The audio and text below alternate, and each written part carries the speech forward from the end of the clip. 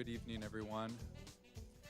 We are approaching capacity this evening, I believe, so I would ask if you have some seats between you and the middle, if you wouldn't mind moving in, help us accommodate as many folks as possible.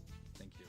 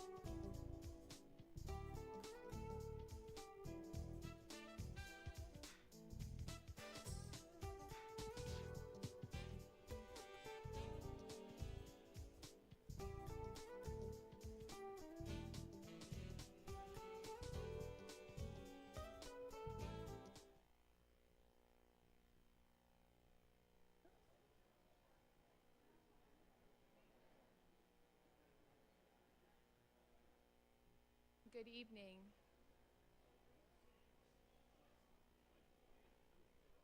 Good evening, everyone. Can you all hear me? A little? Trip, can we make it a little louder? Thank you all for joining us this evening. And we're going to adjust the volume just a little bit.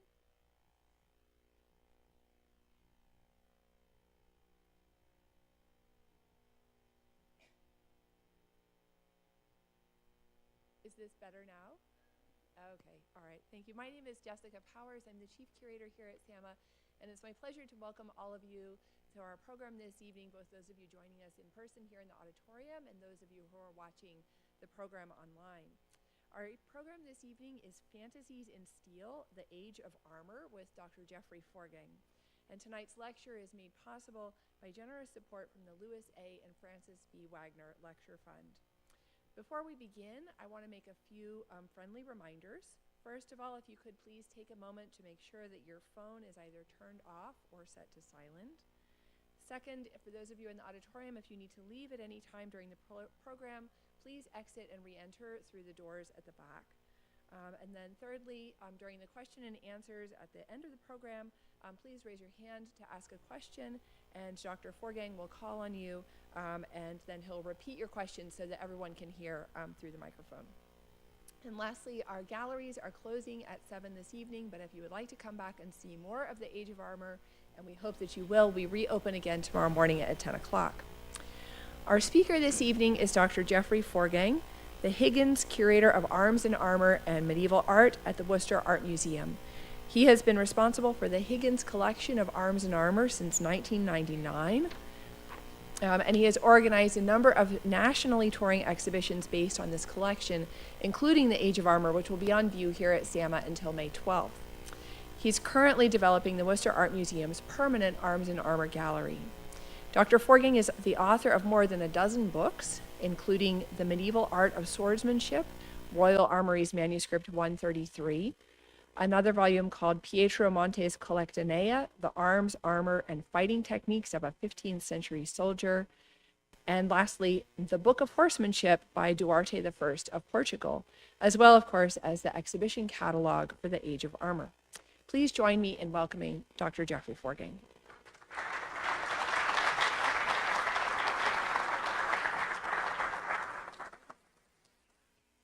All right, so how's the sound? I have a tendency to wander a little bit, and I'm supposed to be on the lapel mic. Okay, great.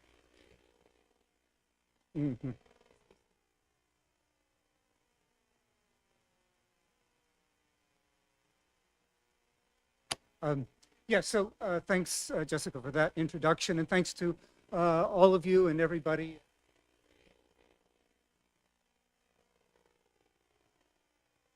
Share this collection with you and to see what you've done with it every time. I see the exhibition at a new venue. I'm seeing the objects anew, and I'm learning from what each individual hosting venue has done with it. And there's always something great and creative. Your team have done a fabulous job with it. Plus, you have an amazing collection in this museum. I had no idea what a treasure you've got here in Houston. I was a little bit jealous of some of the things I saw today. So I'd like to, yeah, that was probably a little bit more of me than you needed back there. I'd like to start this evening by posing a question.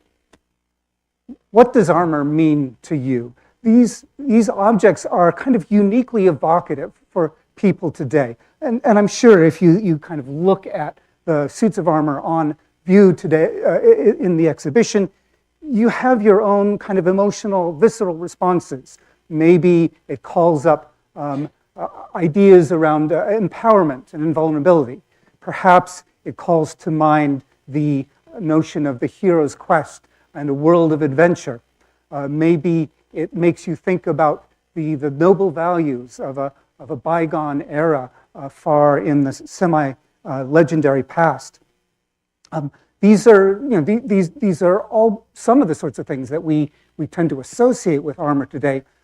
What's particularly interesting is that our reaction actually has its roots in the past. You go into the Age of Armour exhibition, you will see armors that were actually worn on the battlefield back in the 1500s and 1600s. They were real battlefield equipment, but clearly looking at them, you can tell they were a lot more than battlefield equipment.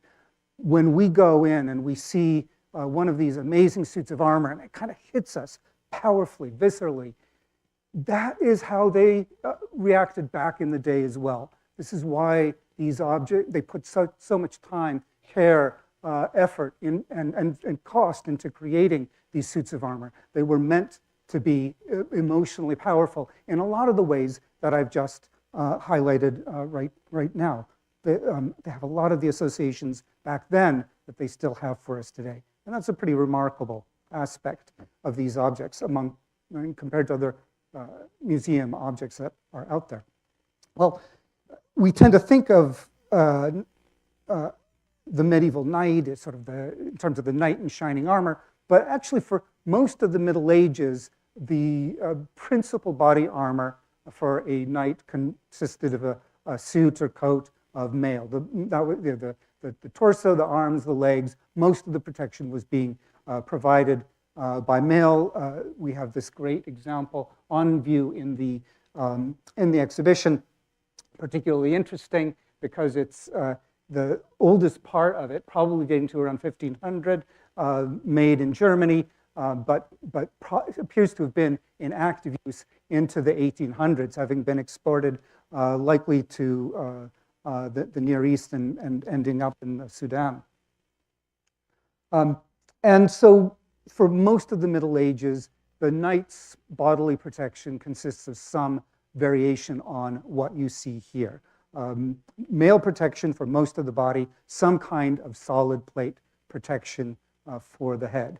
It's really not until the latter part of the Middle Ages that plate armor, as we tend to identify it, really comes into being. Early surviving examples are quite rare, and we're very dependent on visual representations of armor to help us identify, sort of track the evolution of plate armor. And examples like this that you'll see in the exhibition are really quite rare and precious. But the knee was indeed one of the earlier parts of the body to be covered with plate supplementing the mail armor. It still remained predominant. But by the 1400s, it had become the standard for the best equipped knights on the battlefield to be wearing head-to-toe suits of articulated plate steel. And the transformation of the technology of protection also led to an aesthetic transformation. A mail shirt is pretty much a steel t-shirt. There's really not all that much you can do with it. Like the example before, you might have brass links around the collar or something like that to give it a little bit of color, but there's just not all that much can be done with it. Plate armor becomes sculptural, kind of wearable sculpture, and it develops an aesthetic of its own, and it also becomes a mode for self-expression, self-identification. It becomes a fashion statement. So if you look at the rounded torso on this spectacular example of a plate breastplate on the left-hand side, and compare it to contemporary clothing, you can see something of the rounded look of a gentleman's civilian doublet of the period. And different areas start to take on different aesthetic styles as well. So the Italian style of armor tends to be very kind of restrained and sculptural in its aesthetic. The German style, by the late 1400s, has evolved to what today we term Gothic armor. By comparison to Gothic cathedral, it's characterized by rippling surfaces, by cusped points, by an elongated line. Actual full surviving suits of Gothic armor are really quite rare, and again, we're still very dependent on artistic representations like the statue of St. George to give us an idea of the full suit. But we do have a couple of really good examples of Gothic armor in this exhibition, including the pauldron that you see here. You're looking at the back in this case, because it's sort of visually the more interesting part of it with those rippled surfaces. So armor was kind of an aesthetic creation of the armor, but it was also very much battlefield-ready gear. It was the high-tech military technology of its day. Armor had to be put on in a particular way. It was carefully crafted to fit the human body and to move with the human body seamlessly. And you can see in the illustration here something of the process of getting equipped with armor. The first, it sort of works from the toes, from the legs upwards. Underneath the plate, there's typically swaths of mail in various places to protect the gaps in the armor. And these have to be tied in place with laces, kind of akin to shoelaces, as you see the servant doing here for the combatant side. And wherever you see pairs of holes in the suit of armor, which you'll see in a number of examples on display, those are they're lacing holes. There are places where these laces were used to assemble the armor and also to attach it to the underlying padded coat on which everything else was piled up. And in fact, one of the really interesting things about the story of these laces is that eventually, of course, the armor starts to get abandoned. They wear less and less of it. But in the 17th century, when armor was coming to be less worn, some of its wearers decided that they wanted to keep the lace that sat on the shoulder because it looked kind of cool.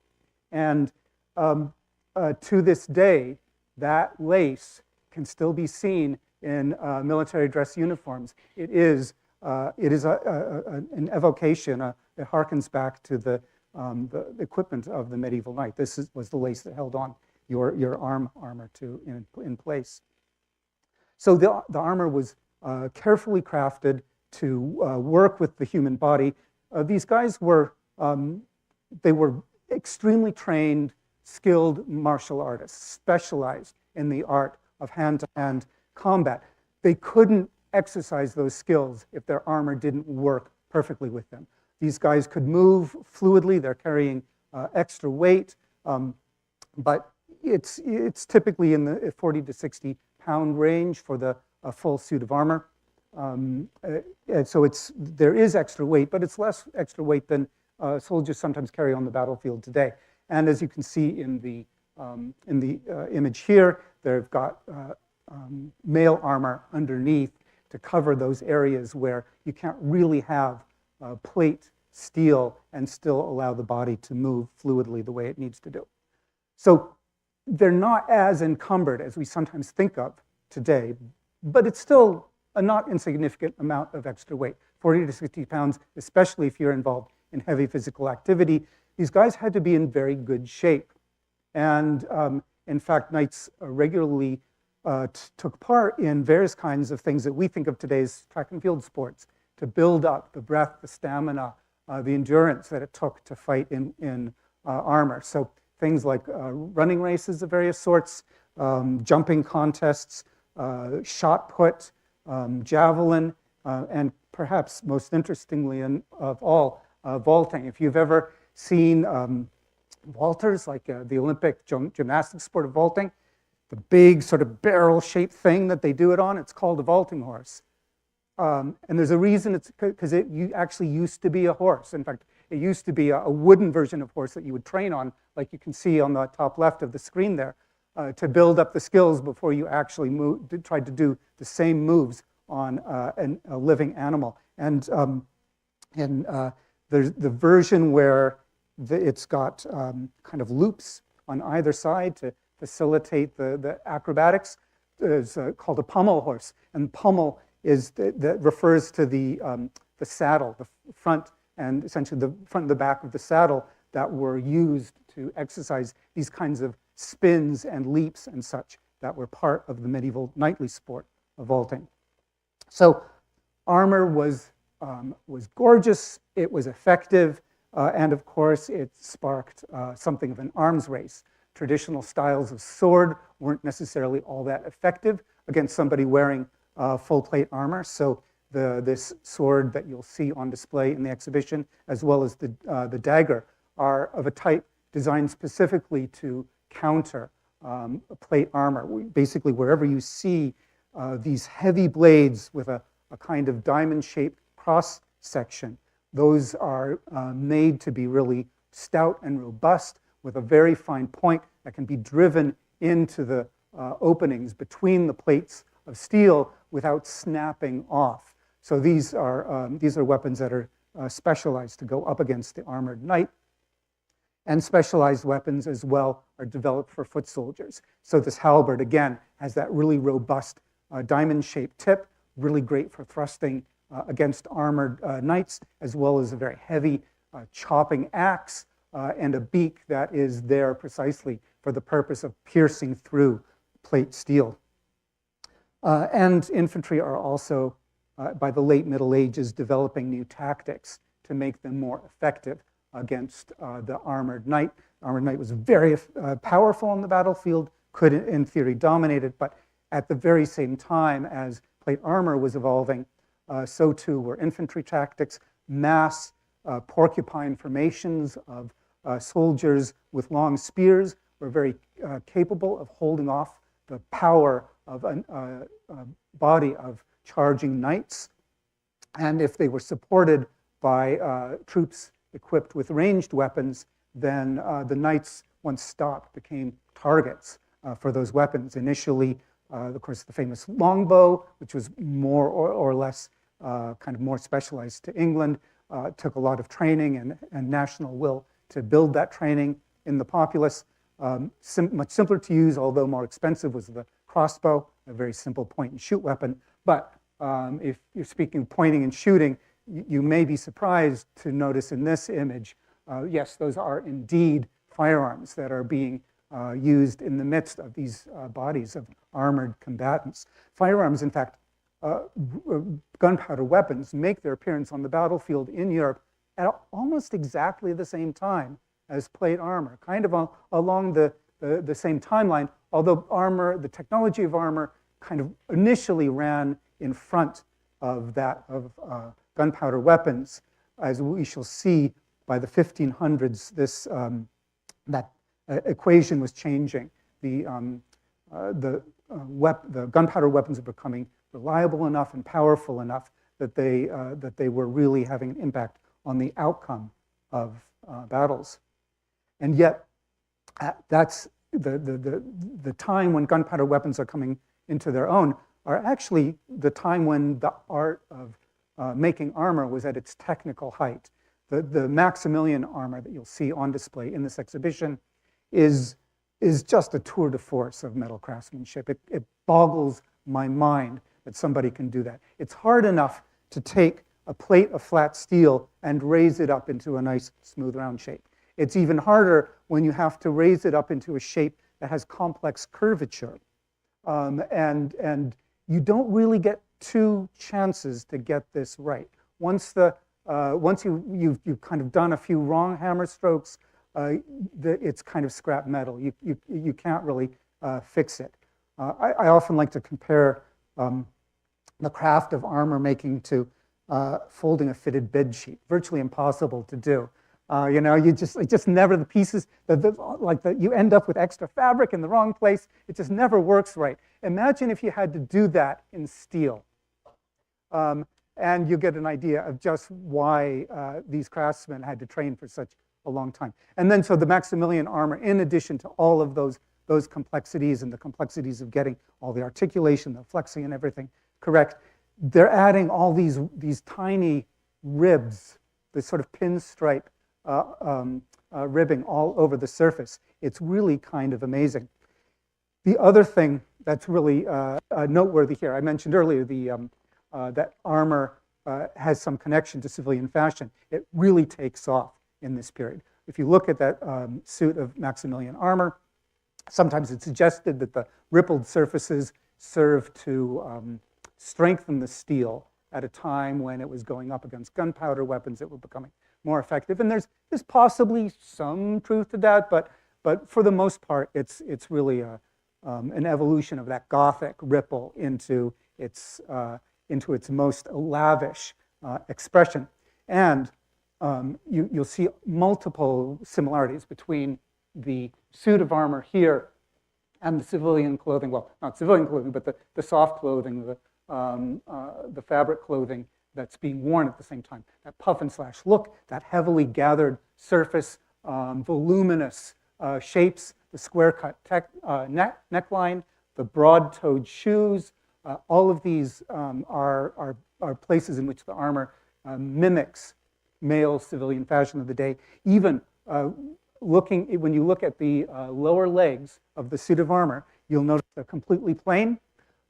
This is because they're imitating silk stockings that were close fitting to the leg, as opposed to the wool that was, or silk that was worn, the fabrics that were worn on the rest of the body. Maximilian armor is named for the Emperor Maximilian I. We don't know to what degree he may actually have had some hand in designing it. The term's essentially modern, but it is Maximilian's period, and it is definitely true that Maximilian took an active interest in the work of his armorers and developing the craft of armor within his domains. Armor making was a highly specialized craft. It's one that took years and years of training. It also took a great deal of very expensive equipment to do. All the various sorts of tools were expensive. The craft tended to be handed down in families for this reason. Both the skills and the resources needed were things that were easier to acquire from a parent than from just trying to accumulate the wealth yourself to acquire it. And it was, this print gives you a pretty good idea of some of the complexity, of the variety of tools that's required to generate all the different kinds of shapes that go into armor. I will highlight for you this helmet in the exhibition. It's actually one of my personal favorites in the collection. When you make a helmet at this time, you're starting with a single flat sheet of steel, and then you're using the various shapes of hammers and anvils and stakes to tease it up into that into the form that you want. And once you've got the form right, you use a series of lighter and lighter hammers, and each lighter hammer beats out the marks left behind by the previous one, leaving marks of its own. Eventually, the marks are fine enough that you can get rid of them with buffing and grinding wheels, and that's how you get that sort of polished, knight in shining armor kind of surface. This helmet has been left kind of somewhere in the middle of that stage, deliberately. It's a beautiful aesthetic effect, and also one that gives you a hint of the craftsmanship and the technique that it lies behind the objects that are on display. So the central part of armor making was dependent on a highly trained and skilled craftsman, but this was also a highly industrialized process. The early stages of beating iron out into flat plates involved water-powered trip hammers. These final stages of buffing and grinding were done on water-powered wheels.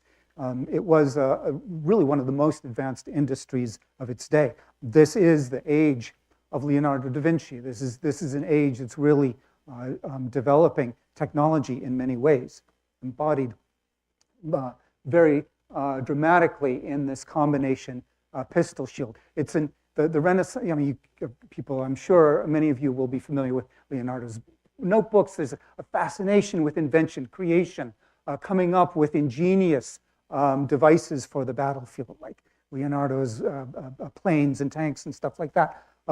This pistol shield is a really good example of it, combining the traditional technology of the shield with the new technology of a pistol, a breech-loading pistol, which is to say it loads from the back. Because if you have to load it from the front, it's not much use as a shield. And both pistols and shields have a lot of potential usefulness on the battlefield. There are two flavors that were never meant to go together. this is, to my mind, not especially useful implement because for a number of reasons, but perhaps the most important being that breech-loading weapons didn't really come into normal use until the latter part of the 1800s, and there's good reasons for that. Machining was not sufficiently well developed and precise until the Industrial Revolution was well along. So they could make a breech loader at this time, but they couldn't guarantee the seal. That is to say, there might be a little bit of leakage at the back, and if you've got a little bit of leakage at the back, there's a chance that it's going to blow backwards rather than forwards. This can't have been a very popular weapon with the troops. We do know it was issued for theoretical military use. A number of these were recovered off the wreck of the Mary Rose, King Henry VIII's flagship, but probably they were much more effective as demonstration of Henry VIII's kind of power, his wealth, his modernity. He ordered quite a number of these, and a number of them survived in the Tower of London into modern times. And this is probably one example that was at the Tower at some point in its history. So that particular version of a firearm, not necessarily the most effective, but firearms are definitely becoming increasingly effective. And by the latter part of the 1500s, they're really kind of the most important single item on the battlefield. Being able to deliver the firepower as well as protecting it is kind of the crucial determining factor in the outcome of battles. And armor starts to show that it's beginning to lose the war with gunpowder at this point. So the armor of the late 16th century, still spectacular looking, but its shapes are starting to become simpler. Where the Maximilian style had hammered all of it's a sculptural work, hammering its aesthetics into the steel itself. Here, the aesthetics are applied to the surface through etching, through color tinting, through russeting, through the application of gilding, and so on. So these are kind of, in a way, cheaper, easier, technically easier ways to achieve a comparable aesthetic effect. Still very much connected to the look of a man's civilian clothing. If you look at this Pompeo armor that's on display there, that etched and gilt surface has it evokes the look of the patterned silk velvets that were really all the rage in fashionable men's clothing in the day. You probably won't be able to see it on display, but you can. You can just make it out here. So on the right, bottom right there, you can kind of see a guy's leg sort of in the center of that close-up there, and right to the left of his calf, you'll see the letters P.O. This is what's left of the inscription that says Pompeo, identifying the armorer who made this particular suit. So armor is starting to simplify, and it is simplifying in response to gunpowder weapons. And this siege breastplate really tells you the story of that. Have a good look at it. It's really a dramatic object, fascinating in so many ways. It's definitely saved somebody's life multiple times. You will see multiple bullet hits on the surface of that. And one of them perhaps is a proof mark. They would sometimes test these, the armor by firing weapons against it before actually putting it into service. But this clearly was a bulletproof siege breastplate. But if you look at its weight, 24 pounds, that is half the weight of this entire suit of armor. That is what it took to stop a bullet. And that's just for the breastplate. Doesn't even include the backplate or a helmet or protection for the rest of the body. Stopping bullets just required an excessive amount of weight. And so increasingly, by the late 16th century, soldiers are starting to ditch parts of their armor because the extra weight just isn't giving them the protection that they need. They'll first do without armor on their arms and legs. These are less vital parts of the body. They'll hold on to the torso armor and the head armor longest of all. But the days of armor are by and large numbered. And yet, still, armor has this huge evocative power, even at a time when the reality of armor and of chivalry is really is being destroyed by the actual battlefield realities. This jousting armor in this exhibition is a really great example of that. It's a specialized jousting armor, but it's based on medieval battlefield armor from the late Middle Ages. So if you compare the helmet in this suit, for example, to this late medieval archer's helmet, you can see the similarity of the style. So the kind of jousting that that the Rennzeug was used for was what's often termed a joust of war, based on battlefield armor with perhaps some additional reinforcing pieces to give you a bit of extra protection at the most vulnerable parts of that of the suit. So this reinforce that's on view in the exhibition is an early example of that kind of reinforce that could be put on top of battlefield armor in order to adapt it for jousting. By the time this Rennzeug was made, that configuration had been sort of developed into something that was purely for the joust alone. This suit of armor has very limited range of motion. You can't really turn your head left and right. It's got a lot of weight to it as well, as you'll see on screen. But in the controlled circumstances of the joust, you can take the extra weight, you can take the limited range of motion, the very limited vision that a jousting armor affords, because you know exactly who you're going up against, when, how, where they're coming from. The situation is very controlled, and you can give up the versatility for the sake of the extra protection.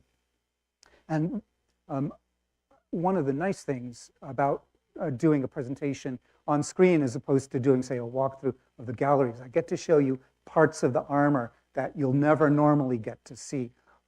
These are some of the interior shots of the Rennzeug. It reminds you of something that's easy to forget about armor, is that all we really see are the hard shells. There were the soft components that made armor possible, and padding in certain areas, particularly on the torso and head, was really essential. And you can see a little glimpse of that on screen right now. This is almost certainly not the original padding. The reasons why you only see the shell nowadays is that these materials of leather and cloth and so on typically do not survive, especially if somebody's fighting in it.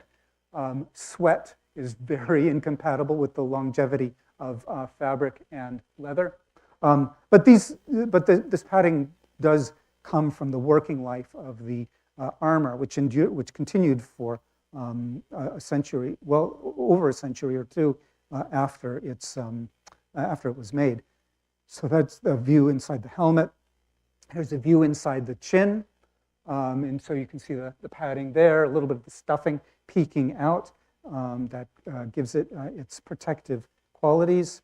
And really nice to be able to get this close-up of the release mechanism that opens up the door. You're kind of encased in this suit of steel, but when you're in a suit of armor, you're heating up like anything. You get thirsty. You want oxygen, and every now you can't really hear much on the inside either. So something like this little door was designed so that you could actually open it up to get that breath of air, or I don't know details of how they might have taken water through that, but I suspect that they figured it out.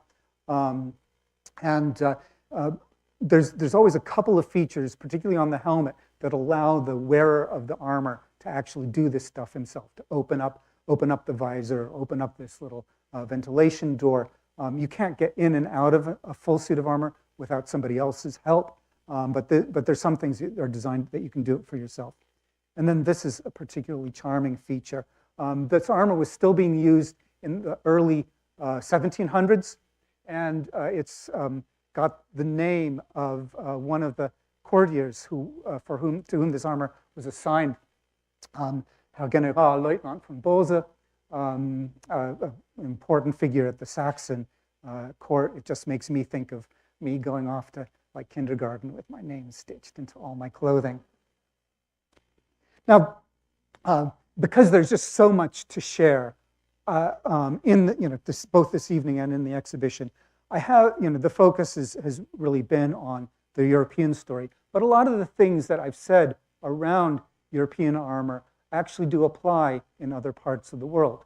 Armor is mythologized in similar ways. It becomes a mode of aesthetic expression and endeavor in similar sorts of ways. It kind of transforms the practical into the spectacular. And this sea conch shell helmet is really one of the absolute gems of the Higgins collection. Really delighted that I have it out on display, that you folks have a chance to see it. This was a spectacular, it's a spectacular helmet, a tour de force of metalworking craft, and an object that was very much admired in its own day. There are a number of knockoff versions in various places in Japan and abroad, but this is really the finest of them. And if you look at the object on display, you'll see that there's a kind of haphazard arrangement of the holes around the base. You can kind of see a few of the holes on the left-hand side at the back there at the bottom. These were the holes that were used to attach the neck guard, which was strung in place with silk laces. And the way these neck guards were constructed changed over time. And so whenever the fashion changed, the lacing system on the helmet had to change. And that's why you end up with this kind of hodgepodge of holes around the base. It's been altered multiple times so that generation after generation continues to be able to wear this fabulous helmet and still be in the latest style as well. And another really great example is the Sudanese helmet that's on display, which kind of takes us back to that mail coat, which, as I mentioned earlier, probably ended up its working career in the battles of the Mahdist revolt in the late 1800s, and the equipment of these the soldiers of the Mahdi, the kind of sort of first big Islamist rising, if you will, against the Anglo-Egyptian forces in the Sudan. The equipment that they wore was actually very evocative of what the earliest followers of Muhammad were wearing. The mail coat, the kinds of swords that they carried, even the helmet itself is it calls to mind the shape of a Sudanese sepulcher, the kind of minaret that would be on the top of a burial complex for a Sudanese nobleman at the time, really evoking the devotion of the rebels to the religion that bound their cause together. But lest we should think that it was just outside of Europe that these traditions were really held onto past their expiration date. This dramatic photograph of French cavalry leaving for the front at the beginning of World War I reminds us that the same thing was happening in Europe. Vestigial versions of the armor that had been worn in the Middle Ages were still being used by certain specialized troops in Europe. They had been kind of reconceived on neoclassical lines, kind of evoking a sort of modern reimagining of Roman equipment along the lines of the Carabinier armor that you'll see in this exhibition. And versions of it, of this kind of armor, can still be seen in honor guards today. But of course, the realities of combat during World War I really put paid to traditional armor. And yet what's really especially interesting about it is that at the same time, when old medieval armor was kind of having its, was really being made utterly obsolete, everything old becomes new again. What's happening in the trenches in the first couple of years of World War I alarms the American military establishment. They see what's happening in Europe. They know that there's a really high possibility that America is going to get drawn into this war. Their troops are just not equipped for the kind of trench warfare that's happening. Most importantly of all, they desperately need to wear helmets. Above all is protection against shrapnel. This is a war of artillery, and just the simple fact of wearing a helmet can make a huge difference. It's the single easiest, cheapest thing to do. But nobody in America to speak of really knows much about helmets in the early part of World War I, except this guy, Bashford Dean, curator of arms and armor at the Metropolitan Museum of Art in New York. He has been spending years working with helmets and other forms of body armor. The Army commissions him to lead, commissions him into the Army and sets him up to lead a research project to reinvent the helmet for the 20th century. And this helmet on display in the exhibition is one of his early designs. And interesting to me that it's actually not all that unlike what we're still using today. It's, so he definitely kind of nailed it. When you see it on display, you'll see that it's got a little bit of a kind of crease down the center. And that I think that might be a bit of a medievalism. Makes a little bit more sense if you're going up against hand-to-hand weapons, not so much if your main concern is shrapnel. But by and large, pretty good design, beautiful object in its own right. Kind of so much history around it, and kind of it's a sculptural piece of steel in its own right. And it was made in Worcester, Massachusetts, at the factory of the Worcester Press Steel Company of John Woodman Higgins. Higgins was born in Worcester in the late 1800s. He was growing up at a time when America was kind of catching up with the Gothic revival that had swept Europe in the earlier part of the 1800s.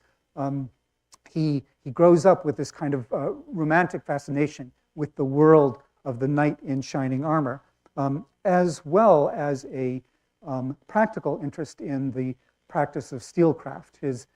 He and his dad go into business in the early 1900s to set up a factory that turns plate steel into various sorts of shapes using heavy stamping equipment. So, by World War I, Higgins is kind of established in this field of endeavor, and that is what brings Bashford Dean to him, because Dean needs to come up with designs for helmets, but it's not enough just for the helmet to be effective. It's got to be reproducible at scale at a manageable cost, and Dean doesn't know anything about that sort of stuff.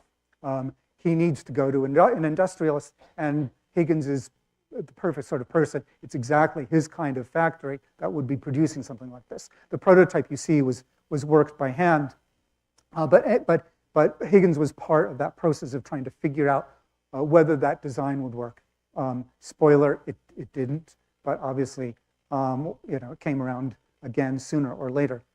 But that connection during World War I brought Higgins into contact with Dean and with the world of real arms and armor. He had dabbled a little bit, collecting mostly sort of souvenir-type pieces in the first couple of decades of the 1900s. But in the mid-1920s, around the time of a trip to Europe, he really starts to realize he could himself collect real arms and armor. This stuff is for sale. It's actually a great time to be buying. 1920s are a really rough time in large parts of Europe. A lot of stuff is being sold off. Bargains are to be had. And he starts to dabble to get into the buying a little bit more earnestly in 1926, and that accelerates. By 1927, he's decided to build a museum, and it opens in 1931 on the campus of the Press Steel Factory. It was originally a museum of metalcraft, and so you would tour the museum, and see something of the history of metalcraft, and then you could tour the factory and to see metalcraft in action. In the bottom scene, you can see on the right-hand side modern examples of metalcraft. This is the museum shortly after it opened, and you can see like a car chassis at the very back of it. There's a chainmail dress in there somewhere as well. Various examples of modern metalworking, but the jewel in the crown was always the suits of armor in the ancient wing on the left-hand side. And Higgins worked over the years to pull together 100 suits of armor that he could put on display in his museum that was a kind of a fixture of Worcester life for many generations. And I thought I'd give you a little bit of a glimpse of where the armor comes from. People often ask this sort of question, and in many cases it's hard to trace the history far back. But that Maximilian suit that I showed you early on is one that we can document pretty well over the years. We've got this photograph from the 1890s when it was in the Schiller collection in Germany. It comes over, is displayed in the World's Fair in Chicago, ultimately ending up in the collection of Oliver Belmont, and then Clarence Mackey, communications entrepreneur, and it's from Mackey's collection. Higgins acquires it in 1940, so that it's ready to be in his great hall when Norman Rockwell visits to do the sketch that would ultimately become the cover of a Saturday Evening Post issue in 1962. And that, again, that same suit of armor you can see, and we can actually recognize a number of objects in the Higgins collection in this scene. So Higgins actually had died the year before Rockwell did this sketch. The museum went through quite tough times toward the latter part of the 60s and 70s. Industry was declining in Worcester. The Worcester Press-Steel ultimately folded. The museum had been separated from the company by that time, but it was really running short of money. It was actually the museum's collection was going to go to the Worcester Art Museum in 1979. The Board of Trustees had actually voted to transfer the collection, but the family stepped in and said for the 1980s they would make up any deficits in the museum's operating just to keep things going. So we got through the 80s. The 90s were a very good economic time overall. Our endowment looked really great, but 2001 happened, 2008 happened, and the museum really wasn't, both of those were real shocks to the system. We just didn't have the means to sustain ourselves. And so in 2014, the collection went to the Worcester Art Museum.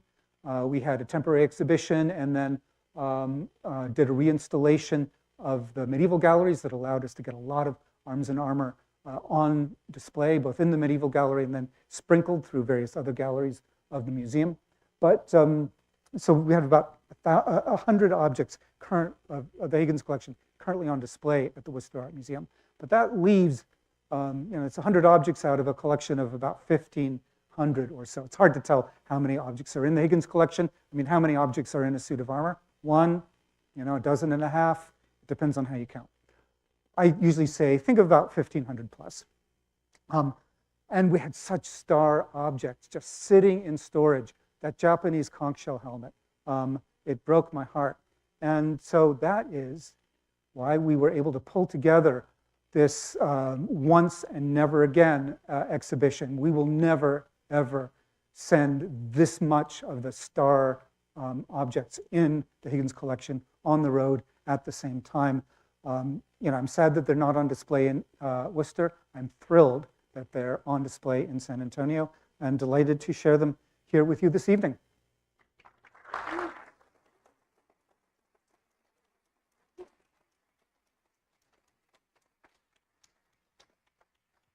And yeah, I'm happy to entertain questions from the audience. Yeah.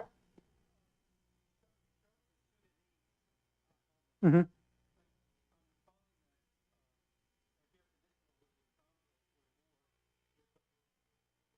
Mm-hmm. Mm-hmm.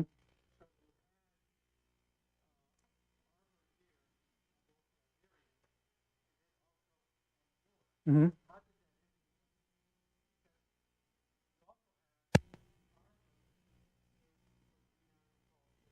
Mm-hmm.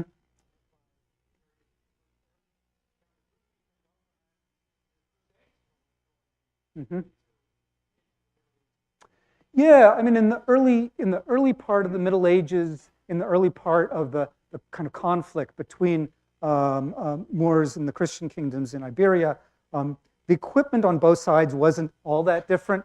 Same sort of kind of solid plate head protection and male body protection. We're talking about the best equipped people would wear something like that.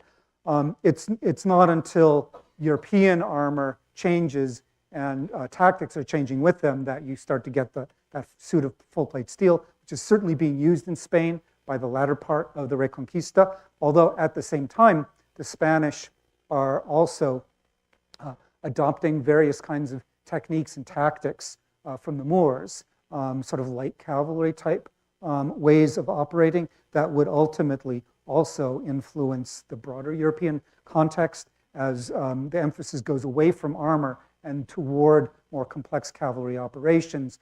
The Iberians kind of lead the way on that. Yeah. Mm-hmm. Mm-hmm. Yes. Mm-hmm. Mm. That was repaired for market. That is, and actually you saw that same helmet in the portrait of John Woodman Higgins on screen. And Higgins acquired that from Bashford Dean. And it could well have been repaired as part of Bashford Dean's kind of operation of creating kind of composite armors and getting them onto the market. Mm-hmm. Yeah.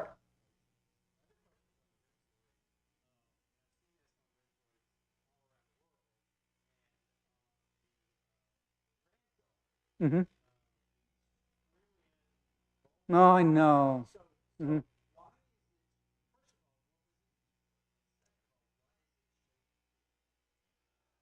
Shape to the point is the easy question to answer because it looks cool. It's the same reason. You've got the exact same thing on chafrons on the horse's head armor. Serves no useful purpose. But it looks fierce. The thing is there because they wanted something to screw in there. It's a little bit unclear to me what that was. My guess is that it at some stage secured some sort of maybe a leather shield or something like that. Yeah. Mm-hmm. Yeah. Mm-hmm. Yeah. Mm-hmm. Yeah. Sorry, you've had your hand up for a while and I missed you. Sorry. Yeah.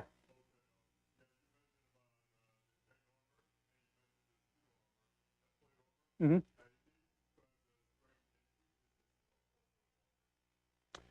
Yeah. Uh, well, plate. I could like spend a couple of hours talking about that. I'll try to give you a few. I'll try to give you the Cliff Notes version. Just maybe a few select highlights. Um, Mail is extremely hard to clean. That's one thing that springs to mind, particularly as a museum person.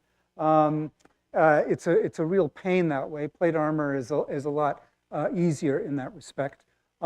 Mail is actually really quite expensive. All of those links are riveted by hand, and there's like a full coat of mail. You're going to have tens of thousands of links in that. So it surprisingly can be more expensive than plate armor.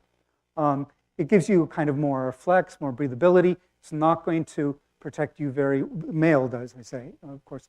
It's not going to give you as good protection against, say, crushing blows as plate armor will.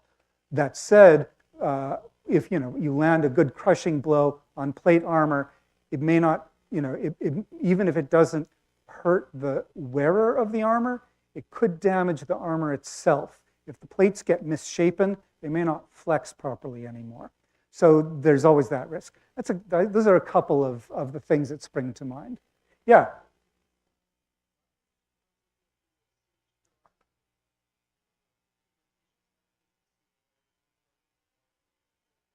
Mhm.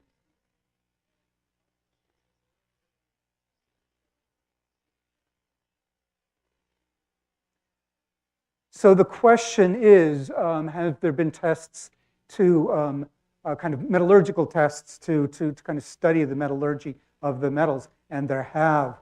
And there's been very thick, heavy, expensive books published on the subject, great for armor and metallurgical geeks like myself. And the answer to that question is, oh yeah, the best armor was being heat treated. So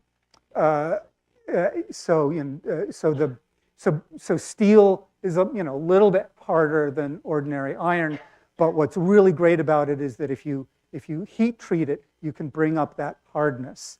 And if you're really good at that, at the heat treating process, you can like bring up the hardness and then kind of ease it off so that that hardness doesn't bring brittleness. So yes, they were absolutely doing it. You can imagine that this took an amazing amount of skill. They didn't even have thermometers, of course. So they're doing this all kind of by sight and feel. And it's all about temperature. You've got to get the right temperature for the right effect. And if you blow it, that's a hunk of scrap metal at that point. You only get one chance. And there's no better way to ruin a complexly shaped plate of steel than to heat it up really hot and then dunk it into a cooling agent. Uh-huh. Mm-hmm. Mm-hmm. Mm-hmm. Mm-hmm. Mm-hmm. Mm-hmm. Mm-hmm. Mm-hmm. Mm-hmm. Yep. Mm-hmm.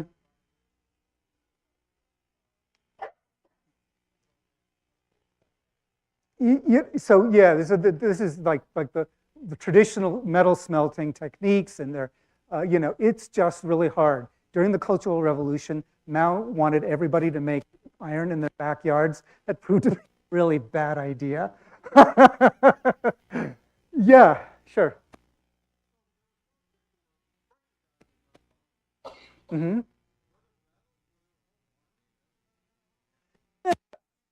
Yeah, so mhm. Kind of yes to all of those questions. So armor comes at different levels. So for the most part, the full suits with all the kind of bling that you see on display here, those tend to be made for the kind of the richest, the noblemen of the day. But you'll also see in the exhibition a few examples of really kind of plain armor, much less decorated. The siege breastplate actually would be one example. It's still got still got decorative features. If you look at it, you'll see there's these little kind of stripes, decorative stripes going down the front of the breastplate, kind of roughly from the armpit down toward the belly button. And that's something that you see in a more elaborate version on a fancy suit of armor. It actually, that is the spot on which a man's civilian jacket would have a decorative kind of tape or ribbon covering up the seam lines on the jacket. One of these really cool details about how armor was designed and decorated. So you could get really fancy stuff at the top end if you had the money to pay for it, and you could get much kind of cheaper and cheaper versions. But there's only so bargain basement that they were willing to go back in the day. And some of these really kind of nice suits or armor elements that you'll see on display, they weren't necessary. They were made for the followers, but your followers reflect on you. So if you've got the money, you're going to dress your followers well, because how they look is going to determine how you look. But there's also other forms of armor that are kind of, you're less likely to see in a museum because they don't survive as well. So there's cloth armor. There are versions of armor that involve lots and lots of tiny plates, actually similar in some ways to the Indian torso armor that's on display there. So there's a variety of different options for different price points, if you will. All of this has value. So yes, after battle, people, if it's really nice armor, it might be claimed by the person who killed or captured the person that used to own it. If it's more ordinary, it may be going to the various sorts of people who always come around after battles to scavenge what they can get their hands on. And if it's useless, it gets recycled. You can see one example. There's a keyhole plate that used to be a breastplate in this example. Iron and steel were really hard to make in the day. You did not waste this stuff, and it would get reused until it simply couldn't be used at all. Yeah.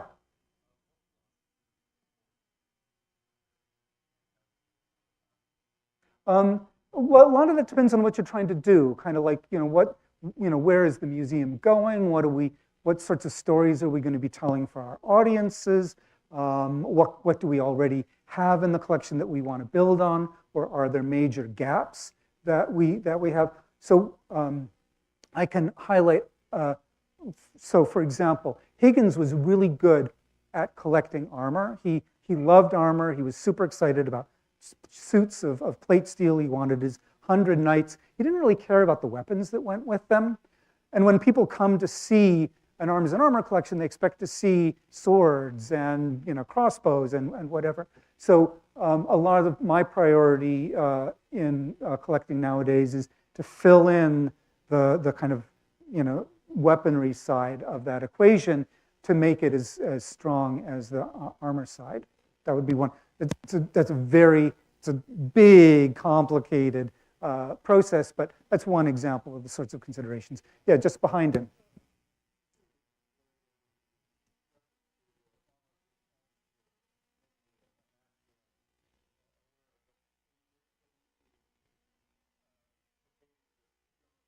Mm-hmm.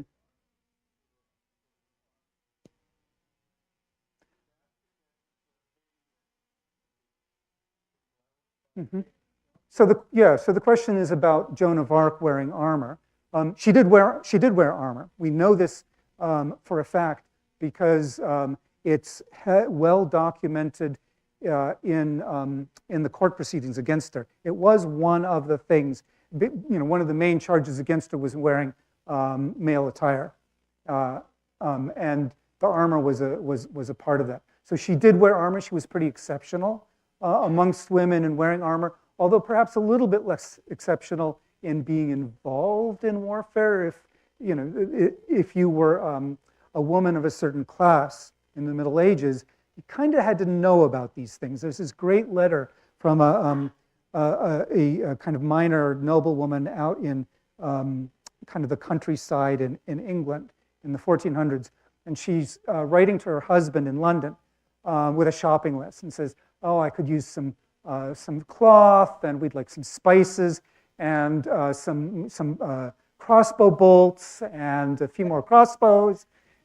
So clearly, like when the men were away, the woman of the house needed to be able to know how to do these things. And there are certainly a number of examples in the Middle Ages of women who took quite active part in the exception rather than the rule, but certainly not unheard of. Yeah. Sure.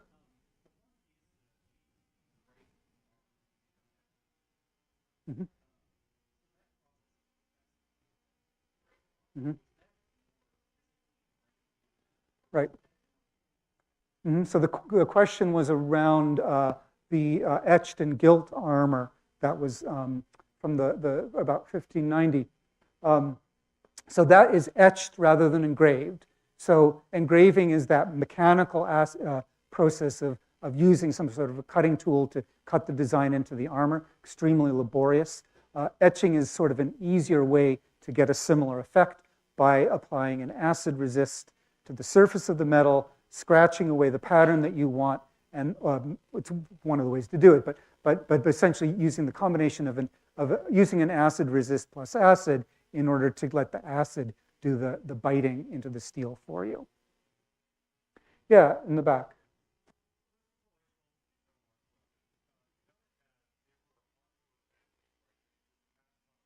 Mm-hmm.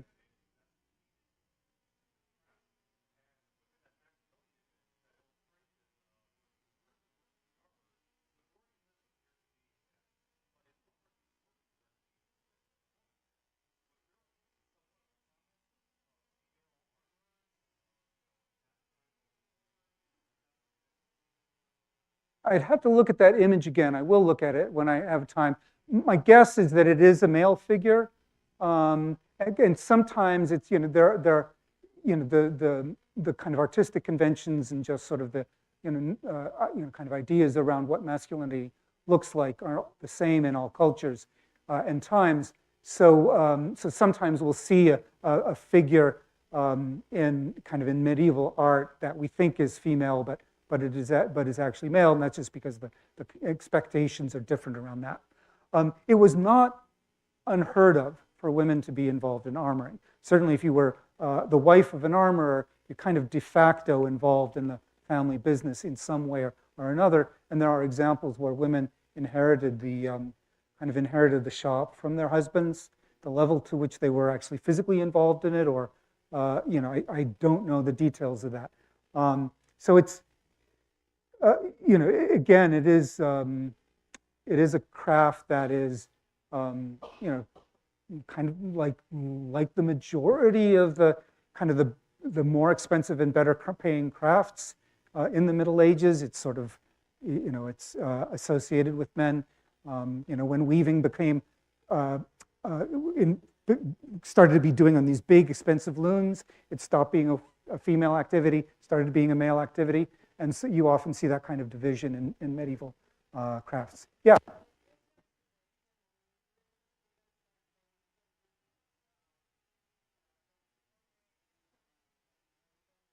Mm-hmm. Mm-hmm.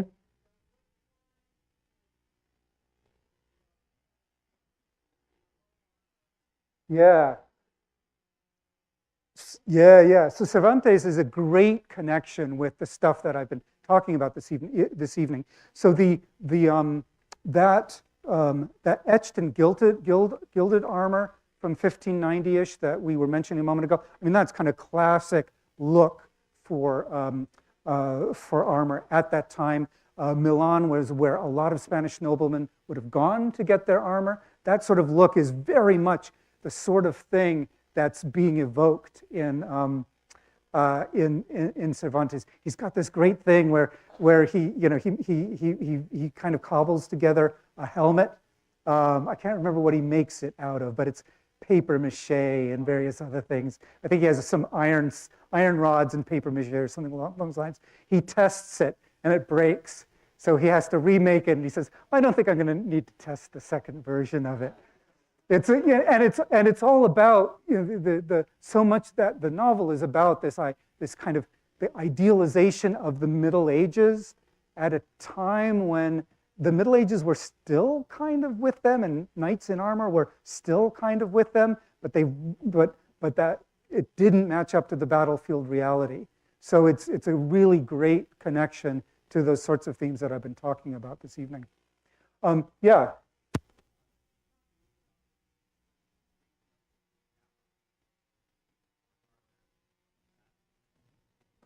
So the question is about, that's a really big question. Horses,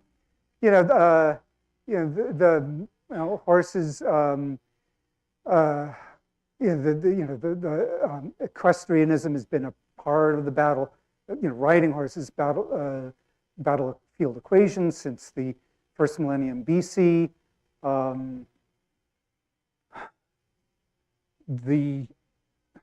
The kind of the pulling together the full-on equipment of the knight by the time of the First Crusade, involving stirrup, the high-backed saddle, that really puts him very solidly in the, kind of in the seat of the saddle and allows him to deliver tremendous power at the tip of the lance. That shapes a lot of medieval society. Armor is kind of, the plate armor is kind of predicated on that style of combat. It's a sort of very, in some ways, kind of very simple kind of combat, in the sense that you're not zipping around in all kinds of directions and having to look different ways. You're delivering power at the end of the spear point to break open enemy formations. And plate armor is really good at doing that. It's not as good if you're operating in rough terrain or adverse weather conditions and so on. So all of that was interconnected. I'm getting signs here that we may have run out of time. One more question. So in the back there, you've got a scarf on.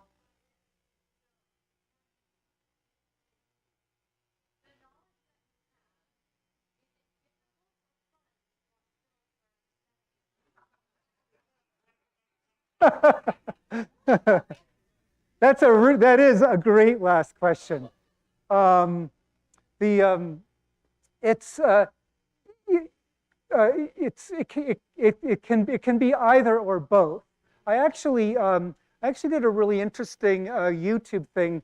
In the past half year or so, some YouTuber contacted me and he wanted me to review Armour in a video game.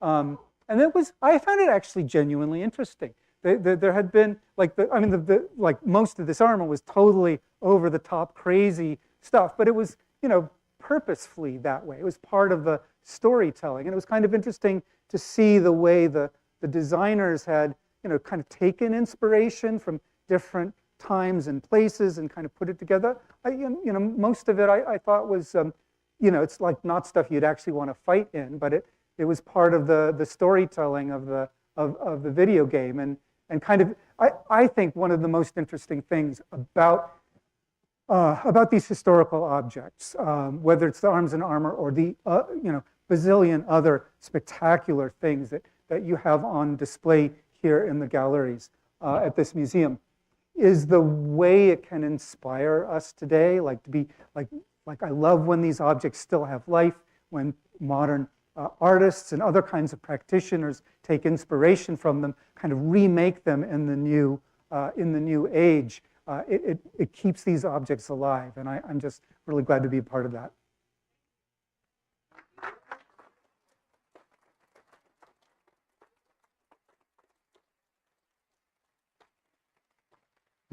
Didn't